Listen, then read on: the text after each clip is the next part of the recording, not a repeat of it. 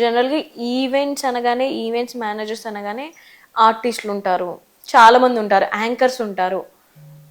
మీరు కొన్ని ప్రాబ్లమ్స్ కూడా చూసి ఉంటారు, కొంచెం డబ్బులు ఇవ్వకపోవడం ఇలాంటివి అన్నీ జరుగుతూ ఉంటాయి. అవి మీరు ఫేస్ చేసి ఉంటారా?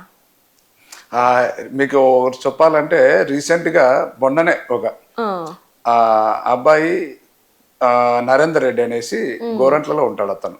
అతనికి పెళ్లి సంబంధాలు కూడా నేనే చూసా. ఒక 2-3 పెళ్లి సంబంధాలు కూడా నేనే చూసా. అంటే ఒక ఫ్రెండ్ గా చూసా. నేను ఛార్జ్ ఏం చేయలేదు, మనీ ఏం ఛార్జ్ చేయలేదు. అతను పెళ్లి సంబంధాలు చూశాను.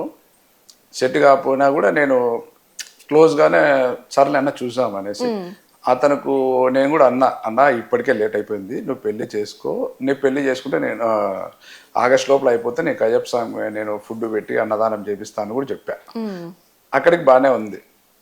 అతను పెళ్లి ఓకే అయిన తర్వాత ఈవెంట్ మేనేజ్ మనకి 2 lakhs కి నేను డిసైడ్ చేశాను.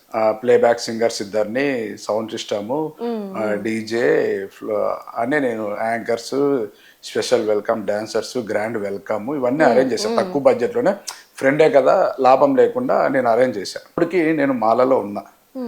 ఈవెంట్ అంటే 2 lakhs కంటే నాకు 1.5 lakh ఇచ్చాడు. ఇచ్చిన తర్వాత ఏం చేశాడు, ఇంకా 50,000 2 days తర్వాత ఇస్తాను అన్నాడు. 2 days తర్వాత ఇస్తాను అంటే తను 2 days తర్వాత ఫోన్ చేశాడు.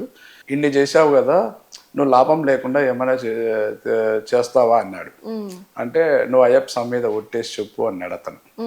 అంటే నేను చెప్పా, అన్నా నేను అయ్యప్ప స్వామి మీద ఒట్టేసి చెప్తున్నా, నేను ఇంతవరకు నేను నీ దాంట్లో ₹1 కూడా నాకు లాభం లేదు. నువ్వు స్క్రీన్ కింద డీజే ఫ్లోర్ మ్యాట్ అని కొత్తది ఒకటి వస్తుంది, అది పెట్టలేదు అని సఫర్ అయినాడు. సర్లే అన్నా నేను పెట్టలేదు కదా, దానికి 20,000 లెస్ చేసేసి మిగతా అమౌంట్ ఇవ్వన్నా, అది ఆ అమౌంట్ కూడా ఒక లేడీది, యాంకర్ది, సౌండ్ సిస్టమ్ వాళ్ళది, మనం ఒక ఆడపిల్లలకి కడుపు కొట్టడం మంచిది కాదంటే కూడా ఆయన ఇస్తా అని ఇప్పటికి 2 months అయిపోయింది, పెళ్ళి అయిపోయి.